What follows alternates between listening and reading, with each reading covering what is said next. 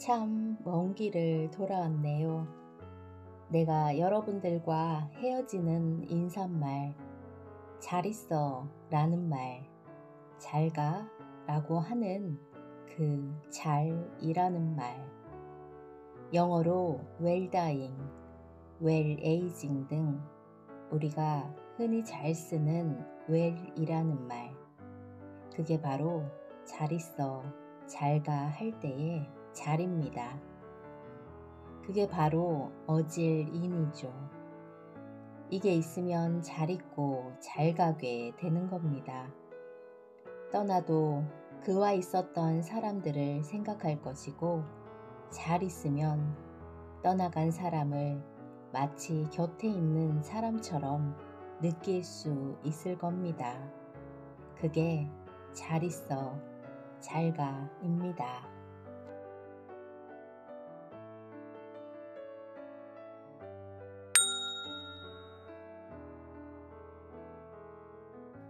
여러분 안녕하세요. 따뜻한 마음자리 미라클 북글님입니다. 한낮에는 불볕더위가 한창인 8월, 모두 안녕하신가요? 아침 저녁으로는 선선한 바람 덕분에 이만하면 살만하네 라는 생각을 하게 됩니다. 오늘 제가 소개해 드릴 책은 그야말로 참으로 따뜻한 이야기입니다. 책 제목은 작별 이어령 유고집입니다. 이어령 교수님은 1933년 충남 아산에서 태어났으며 문학평론가, 대한민국 예술원 회원으로 여러 부분에서 역임을 하셨고 문학인으로 수많은 저서를 집필하셨습니다. 2021년 한국 문학 발전에 기여한 공로를 인정받아 문화예술발전 유공자로 선정되어 금관 문화훈장을 받으셨고 2022년 2월 26일에 별세하셨습니다. 이어령 선생님께서 별세하셨다는 소식을 듣고 TV 프로그램에 마지막 남기신 인터뷰 말씀을 제가 들었을 때 한 세기를 살아내신 모습이 참으로 감동스러웠습니다. 유고집 작별이라는 제목을 보고 어떤 마음으로 마지막을 준비하셨을까 궁금했습니다. 책을 받고 차례를 쭉 살펴보는데 원숭이, 사과, 바나나, 기차, 비행기 이런 단어들이 적혀 있어서 뭐지? 하는 마음에 책을 읽기 시작했습니다. 그런데 제가 생각했던 유고집과는 조금 다른 정말 신선한 내용들이 있었습니다. 읽으면서 내내 재미와 의미가 이런 것이구나 하고 느꼈답니다. 개화기 100년을 지낸 5개의 키워드와 우리가 나아가야 할 새로운 키워드. 이어령 선생님은 후세를 위한 저희들에게 간절한 마음을, 그리고 대한민국이 정말 잘 될 것이라는 믿음과 희망, 그리고 사랑의 마음을 진하게 이 책 한 권에 담으셨습니다. 마지막 인사말, 잘 있으세요. 여러분 잘 있어요. 작별 낭독해 드리겠습니다. 내가 없는 세상의 새로운 이야기. 5가지 키워드들. 원숭이 하나를 이야기하는데 내가 얼마나 많은 시간을 들였습니까? 사과 얘기, 바나나 얘기, 기차 얘기, 그리고 비행기와 백두산 이야기를 하다 시간을 다 보내는 거 아니냐고 생각했을 거예요. 아닙니다. 우리가 어렸을 때 불렀던 원숭이 엉덩이는 빨개 하는 그 노래가 백두산까지 오는 하나의 중요한 테마였다면 여러분들과 헤어질 때의 새로운 키워드도 역시 원숭이에서 백두산까지의 이야기가 테마가 됩니다. 원숭이와 백두산, 우리에게 없었던 것과 우리에게 있는 것, 우리가 백두산이 뭐고 원숭이는 뭐냐 이야기하면서 지난 100년을 이야기했듯 내가 없는 세상에 100년을 살아갈 키워드 같은 노래가 내가 모르는 저 후손들의 입에서 놀이터에서 시골 마당에서 불릴 겁니다. 어린아이들이 내가 어렸을 때 부른 것처럼 원숭이 엉덩이는 빨개와 또 다른 노래를 부르고 있을 겁니다. 그게 뭘까 궁금하지 않나요? 그 해답으로 나는 원숭이 엉덩이 노래가 아니라 원숭이 머릿속에 있는 미러 시냅스라는 과학적인 이야기를 꺼냈습니다. 도덕적인 이야기, 법적인 이야기, 어떤 것을 끌어내도 과학적으로 얘기하든 법적으로 얘기하든 사회나 상징적인 얘기를 하든 어질 인으로 해석되는 과학, 도덕, 철학, 법, 사회제도 다 포함되어 있다는 거죠. 그 속에. 내가 여기서 여러분 잘 있으세요? 잘 가세요?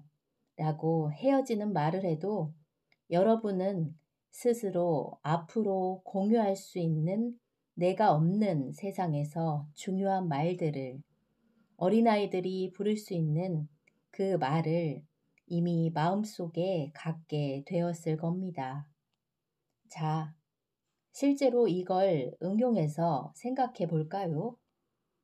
원숭이가 뭐가 됐죠? 백두산이 됐어요. 백두산이 뻗어내려 반도 삼천리로 이어졌습니다. 그때 백두산에는 다른 말이 있어요. 반도 삼천리가 됐습니다. 그러니까 백두산 저쪽은 만주 쪽이죠. 백두산 뻗어내려 삼천리. 이것이 조선 땅. 우리가 살고 있는 한반도예요. 백두산과 반도라는 말은 같은 말입니다. 그러면 원숭이가 백두산이 되기까지 남의 것이 비로소 내 땅 백두산으로 끝을 맺기까지 그 백두산과 반도가 앞으로 오는 100년에는 어떤 키워드로 바뀔까요? 원숭이 엉덩이가 백두산 삼천리에서 어떻게 앞으로 뻗어내려서 우리들의 노래가 될까요? 그 답을 알려면 반도라는 말이 뭔지 알아야 됩니다. 반도, 반은 섬이에요. 이 세상은 대륙과 섬으로 되어 있습니다. 대륙 땅이 이어져 있는 중국, 러시아, 유라시아 대륙이 있죠. 해양 세력으로 오면 저 바이킹 때부터 섬들이 쫙 있어요. 콜럼버스가 미국 대륙을 발견한 그 배를 타고 세계로 뻗어간 사람들, 말을 타고 세계를 지배한 사람들이 있어요. 말 탄 사람과 배 탄 사람들이 하나는 대륙을 지배했고 하나는 바다를 지배했어요. 반도는 뭐예요? 말 탄 사람이에요? 배 탄 사람이에요? 대륙은 말 탄 사람들이 지배했고 바다는 배 탄 사람들이 지배했다면 반도는 반은 섬이고 반은 대륙이기 때문에 말도 타고 배도 타는 사람입니다. 벌써 해답이 나왔죠? 말 탄 사람하고 배 탄 사람이 싸워요. 우리는 말 탄 사람 쪽 편을 들어야 할까요? 배 탄 사람 쪽을 편을 들어야 할까요? 아니죠. 야, 싸우지 마. 야, 말 타고 배 타는 거 다른 거 아니야. 우리는 두 개 다 타. 반도잖아. 우리는 해양 세력과 대륙 세력과 어울려. 말 탄 사람과 배 탄 사람은 적이 아니야. 우리를 봐. 말 탄 사람, 배 탄 사람이 함께 살잖아. 함께 살 수 있어. 대륙, 해양, 두 세력이 수만 년 동안 싸워왔는데 반도를 생각해봐. 말도 타고 배도 탈 수 있는 거야. 말 아니면 배, 배 아니면 말 아니야. 이렇게 중요한 것이 반도라는 이야기죠. 그런데 어떻게 됐어요? 역사 속에서는 반도를 인정하지 않아요. 대륙의 반도, 해양의 반도로 침입해서 반도성을 없애려고 한 것의 인류 문화의 역사예요. 인류 역사는 간단히 이야기하면 말 탄 사람과 배 탄 사람의 싸움이었다. 끝없는 경쟁, 무한 경쟁, 무한 투쟁이었다. 지금 봐라. 대륙을 상징하는 중국, 해양을 상징하는 미국, 항공모함 타고 오는 사람들, 말 타고 오는 육군 중심의 그런 대륙. 한국은 어떻게 되죠? 반도성을 인정해주지 않으면 대륙이 넌 내 거야, 해양이 넌 내 거야 하면서 반도성을 두 갈등의 경쟁의 트로피로 생각합니다. 이들은 반도를 손에 쥐는 것이 이기는 거라고 생각해요. 그래서 아주 옛날부터 오늘에 이르기까지 온전한 반도가 없었어요. 아시아에서는 우리 역사를 보면 알 수 있지요. 중국이 우리를 지배해 왔지요. 말이 반도지 전부 대륙만 보고 생각했어요. 그 다음에 근대와 백년은 뭐예요?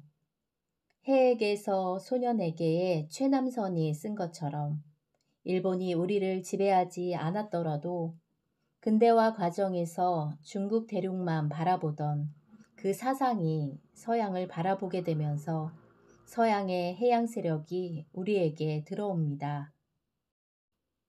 오늘까지 우리가 밥줄이라도 잡고 살게 된 것은 바다를 알았기 때문이에요. 그래서 무역을 했고 자원이 부족한 우리는 그들의 기술을 가져왔어요. 이렇게 해서 대륙편에 섰던 한국이 해양 세력과 함께 들어온 5가지 키워드. 다시 말해 원숭이, 사과, 바나나, 기차, 비행기. 다시 말해 문명이 들어와서 해양 세력이 반도 속에 많이 들어와서 또 다른 해양성이 반도성을 지배했다는 거죠. 그런데 백두산 뻗어내려 반도 삼천리는 해양 세력도 아니고 대륙 세력도 아니에요. 삼천리의 3이 뭐겠어요? 자, 중요한 키워드 3. 서양은 대륙이냐 해양이냐 말이냐 배냐 둘 중 하나를 선택하라고 말해요. 이것은 두 세력 간의 싸움이에요. 이걸 뭐라고 그러죠? 고래싸움. 반도는 새우예요. 양쪽에서 싸우면 중간에 낀 반도는 바다와 대륙의 중간에 낀 반도는 새우등이 터져요. 새우 등 터지는 역사였어요. 한국만이 아니에요. 세계 지도를 펴놓고 보세요. 반도를 대륙화하느냐 해양화하느냐 하는 싸움 속에서 인류의 역사는 여기까지 왔습니다. 반도를 인정하지 않는 거죠. 그러니까 두 이 자만 있는 이거냐 저거냐 하는 세계에서는 해양이나 대륙이냐 시파워냐 랜드 파워냐 중 하나를 선택해야 합니다. 반도성을 살리는 것은 두 이가 아니라 이항 대립이 아니라 삼항 순환이에요. 삼세판. 우리는 씨름을 하더라도 삼세판, 단군 신화를 보더라도 천지인, 삼재, 사상에다가 3가지 신인, 삼부인을 가지고 내려오잖아요. 그러니까 석삼자로 이루어지는 한국을 실제로 어린아이들이 게임으로 원숭이 엉덩이는 빨개라고 노래 부르던 아이들이 보여준 것이 가위바위보예요. 가위바위보. 주먹하고 보자기만 있으면 이건 어느 한쪽이 어느 한쪽을 먹는 거예요. 그런데 주먹도 아니고 보자기도 아니고 해양도 아니고 대륙도 아니고 반은 펴지고 반은 닫혀 있는 이 가위가 있기 때문에 가위는 주먹한테 지고 주먹은 보자기한테 지지만 가위가 주먹을 이긴 보자기를 이기더라. 누구도 지는 사람 없이 돌아가는 거예요. 어떻게 도느냐에 따라 모두가 지는 자만 있고 모두가 이기는 자만 있어요. 이렇게 도느냐 저렇게 도느냐에 따라 달라지지요. 그런데 놀랍게도 일본은 이기는 쪽으로 돌아요. 자, 가위는 주먹한테 져요. 그러면 주먹 세상이 되죠. 주먹은 보자기한테 져요. 그러면 보자기 세계가 되죠. 보자기는 가위한테 져요. 그러면 또 가위 세상이 됩니다. 그게 가위바위보예요. 지는 쪽으로 돌아볼까요? 봄은 여름한테 지고 여름은 가을한테 지고 가을은 겨울한테 지는 거예요. 그래야 계절이 돌아요. 아버지는 누구한테 져요? 아들한테 져야 돼요. 아버지가 아들을 이겨봐요. 끝나요. 끝나. 할아버지가 아버지한테 이기고 아버지가 아들한테 이겨보세요. 할아버지는 아버지한테, 아버지는 또 아들한테 져야 해요. 그렇게 해서 세대로 세대로 이어져 오늘날 말하는 8070이 3020한테 져서 3020이 살아나야 되는데 8070이 또는 4050이 3020을 이기는 날에는 한국이 끝나는 거예요. 3020 대단한 거 아니에요. 잘난 거 없어요. 젊다고 잘났나요? 그게 아니에요. 잘났든 못났든 계속 이어가려면 3020한테 져줘야 되는데 거꾸로 3020을 윗세대들이 이기고 3020이 설 자리가 없어지면 지금 아무리 흥하더라도 한국은 내일의 한국은 사망하는 거예요. 그래서 가위바위보가 돼야 한다는 거예요.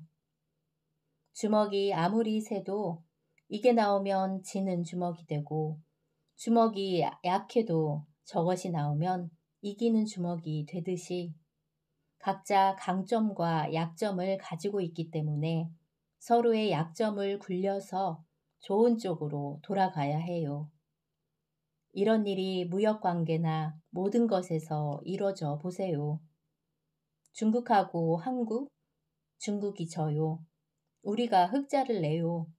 그 거대한 나라한테. 그런데 우리는 일본한테 져요. 일본이 흑자가 나요.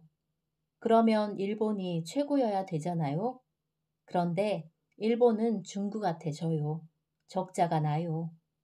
이 말을 다른 말로 바꾸면 우리는 중국한테 흑자가 나고 일본은 우리한테 흑자가 나고 중국은 일본한테 흑자가 나니까 모두 흑자가 돌 수 있어요. 반대로 돌면 모두가 적자이지만요. 여기까지만 해도 말 다 한 겁니다. 우리가 소리 높여 우리의 소원은 통일이라고 하지요. 반도 삼천리가 반토막 나서 한쪽은 대륙처럼 되고 한쪽은 바다처럼 됐는데 우리가 통일하는 것은 삼천리가 하나 된다는 것은 일민족 통일 한반도 삼천리의 통일을 의미하는 것만이 아니라 대륙 세력과 반도 세력이 반도성을 회복한다는 얘기입니다. 반도를 없애는 역사에서 반도성을 다시 인정하고 회복하는 역사가 된다는 거예요. 우리가 통일이 안 되고 반도성을 회복하지 못하면 대륙 세력과 해양 세력은 한국 땅을 중심으로 엄청나게 큰 갈등을 빚을 거예요. 우리가 통일되고 반도가 돼서 반도 속에서 살면 중국, 일본, 미국, 러시아, 영국 사람들이 우리가 반도성을 회복했듯 반도성을 회복하면서 말 탄 사람, 배 탄 사람이 같은 반도적 기질을 가지고 어울려 살게 될 거라는 얘기죠. 내가 없는 세상에서 통일의 염원이라고 하는 것은 반도성의 회복을 의미하는 것이고, 반도성의 회복이 의미하는 것은 인류 역사상 끝없이 반도성을 죽여왔던 그 역사가 반도성을 살리는 역사로 급전환해서 처음으로 전쟁이 아닌 평화, 서로의 갈등이 아니라 화합과 융합, 이런 것들을 인류가 엮어나가는 새로운 정치, 경제, 사회의 패러다임으로 바꾸는 것을 의미합니다. 어떻습니까? 원숭이 엉덩이로 시작해서 백두산으로 끝난 그 이야기가 백두산으로 이어져 오면서 분단된 한국이 다시 반도성을 회복해서 반도 삼천리가 되는 날, 두이자가 아니라 해양과 대륙 둘 중 어느 것이냐 하는 싸움이 아니라 사망순환으로 가위바위보처럼 돌아가는, 좀 어려운 말로 이항 대립이 사망순환으로 옮겨가면 이거냐 저거냐 하고 어느 한쪽을 죽여야 어느 한쪽이 사는 그런 관계가, 내가 살아야 내가 살고 내가 살아야 내가 산다는 윈윈으로 가서 사망순환하게 될 때, 이항 대립이 사망순환으로 가게 될 때, 이항 대립이 사망순환으로 옮겨갈 때 삼천리는 3천만 한국인은 반도성을 회복하게 되고 전 세계가 이항 대립에서 사망순환의 가위바위보 같은 세계로 재편성됩니다. 이것이 원숭이 엉덩이에서 백두산으로 넘어오는 백두산의 중요한 키워드예요. 미래에 내가 없는 세상의 새로운 노래 중 한 대목으로서 떠오르는 그것이 바로 융합하고 결합해서 순환하는 가위바위보 같은 세계를 만들어야 된다는 것입니다. 그런데 결과는 어떻습니까? 그런 노래를 우리가 만들었을까요? 반도 삼천리, 이 통일의 노래, 민족 통일만이 아니라 세계의 반도성 회복에 대한 인식을 우리가 가지고 있을까요? 그 노래가 어린아이들 입에서 자연스럽게 흘러나올 정도로 집합지, 한 사람이 아닌 모든 사람이 마음속에서 공유하고 공감하는 그러한 문화의 언어로 자리매김했을까요? 아니죠. 앞에서도 이야기했지만 내가 젊었을 때 속을 부글부글 타오르게 하던 시조가 하나 있었어요. 바로 장만 장군의 시조입니다. 장만이 누굽니까? 인조 반정 때 팔도를 다스리던 팔도 도원수였어요. 원래는 문관인데 장군이 된 문무를 겸비한 사람이에요. 이런 사람 입에서 나온 시조가 젊은이의 마음을 불타게 만들고 땅을 치게 만들었어요. 바로 잘 알려진 풍파의 논란 사공입니다. 놀랍죠? 사공이 풍파를 두려워한다? 끝난 거죠. 사공은 끝없이 풍파와 싸우는 사람입니다. 어떤 바람이 불고 어떤 쓰나미가 와도 끄떡없는 배를 만들려고 한 것이 해양 세력이 지금까지 이뤄온 역사의 발전인데, 우리는 어때요? 반도 사람도 배를 타야 되는데 배를 포기했어요. 그래서 사공이 배를 팔았어요. 끝난 일이지요. 사공이 배를 팔았어요. 패배자예요. 그러곤 말을 샀어요. 반도니까 배 타는 사람이 말 타는 사람이 됐어요. 그런데 구절양장 꼬불꼬불한 고갯길이 물도곤 어렵더라. 마부가 돼가지고 말을 끌고 가는데 말이 벼랑으로 떨어질 것 같더라. 무섭더라. 풍량을 두려워하는 사공, 구절양장을 두려워하는 마부. 세상에 두렵지 않은 게 어디 있어요? 베개는 두렵지 않아요? 죽을 때 다들 베개 베고 죽습니다. 무서워서 베개는 어떻게 베요? 이런 민족이라면 풍랑이 무서워서 배를 팔고 구절양장 언덕 험한 길이 위험해서 말을 파는 민족이라면 어떻게 먹고 살아요? 어떻게 살아요? 말 탄 사람, 배 탄 사람의 침략 속에서 그래서 나라 잃고 형제 잃고 내 자식까지도 잃어버리는 그런 억울한 역사의 희생양으로 살아온 거 아닌가요? 20대의 젊음으로 분노하고 주먹을 쥐었던 시가 바로 이거예요. 결론이 뭐였어요? 배도 말고 말도 말고 해양 세력, 대륙 세력 다 싫어. 배 탄 사람 싫어. 말 탄 사람 싫어. 배도 말도 지겨워. 밥 갈기만 할래. 흙이나 파먹을래. 지금도 그렇잖아요. 아이고, 세상 다 귀찮아. 시골에 가서 흙이나 파먹고 살래. 흙이나 파먹고 살래. 그 흙은 어디 있어요? 파먹을 흙은 어디 있어요? 가 물어보세요. 홍수 나보세요. 흙이 어디 있어요? 밭이 어디 있어요? 홍수와 가뭄으로 먹을 것이 없어서 뿌릴 씨는 먹을 수 없으니 어깨에 짊어지고 어린애는 등에 업고 남쪽으로 먹을 것을 찾아가다가 길거리에서 쓰러져 죽어요. 쓰러져 죽은 할머니 등에는 어린애가 엎혀 있고 손에는 씨앗이 들려 있었다. 이게 중국 역사의 비극이에요. 오늘날 중국 지도자들은 이런 과거를 가지고 있어요. 오늘날 세계의 화상들도 다 마찬가지예요. 실패자, 농업에 실패한 자들이에요. 자, 밥 갈기도 못하면 어떻게 하죠? 마음의 밭을 간다고 했어요.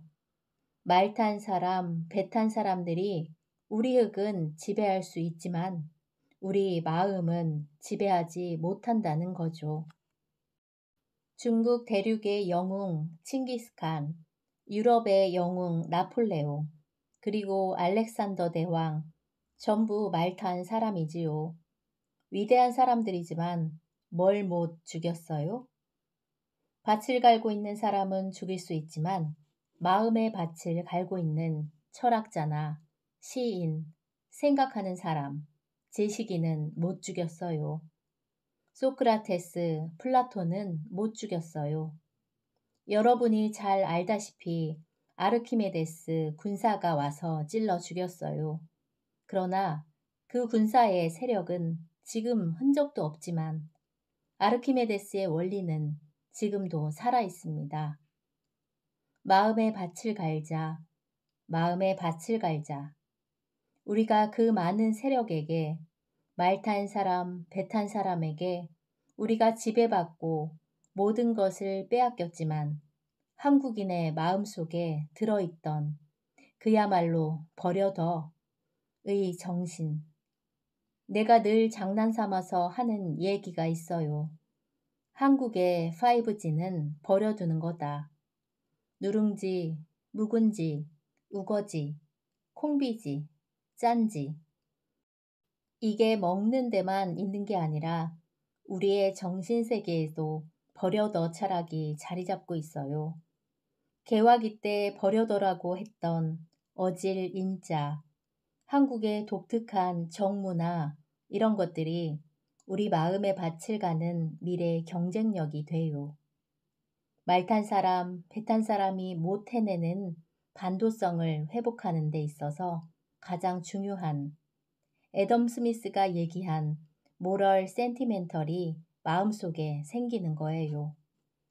겉으로 보기에는 칼 가진 사람, 미사일 가진 사람이 강해 보이지만 소크라테스, 플라톤, 퇴계, 칸트, 헤겔 이런 사람들이 인간을 인간이게끔 하고 인간의 역사를 짐승의 역사와 다르게 했어요. 하나의 가치와 의미와 정의를 만들어내면서 인류의 역사는 발달했어요. 하나의 큰 의미에서 인류의 역사는 어제보다 오늘 더욱더 선하고 더욱더 정의롭고 더욱더 행복한 사회로 나아갔는데 그건 말의 힘만 아니라 배의 힘만 아니라 마음의 밭을 가는 사람들이 있었기 때문입니다. 물론 마음의 밭을 간 게 한국 사람만은 아니죠. 외국 사람도 마찬가지입니다. 베토벤, 모차르트 다 소외된 사람들이었어요. 오늘날 인문학하는 사람이라든가 글 쓰는 사람이라든가 예술하는 사람이 바로 그런 사람들이죠. 지금 한국을 보면 반도체 같은 것이 세계적으로 큰 역할을 하는 듯 하지만 오늘날 우리가 세계에서 가장 강한 경쟁력을 보여주는 것은 정치, 경제, 사회, 문화 중에서 마음의 밭을 가는 BTS, 말춤, 백남준입니다. 그 중에서도 백남준의 예술은 남들이 버린 것을 가지고 재구성했죠. 옛날 아날로그 TV, 못 쓰는 저 흑색 TV로 거북이를 만들었죠.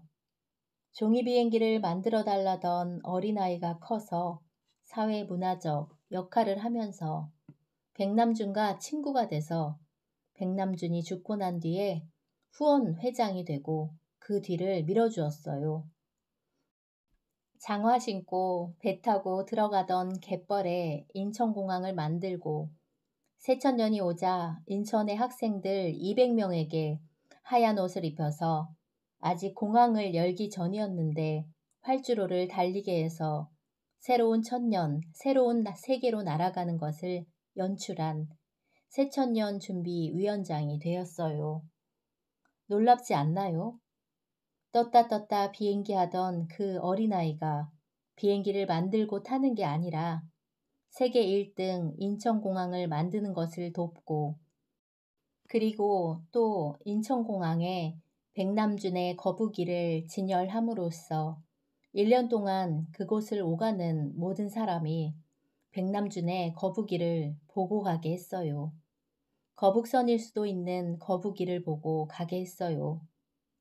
자기 자랑을 하려는 게 아니라 종이 비행기를 날리던 아이가 인천공항에 백남준의 버려둬 예술학 세계를 비디오 아트의 원조인 백남준의 작품을 전시하는 주역이 되었어요.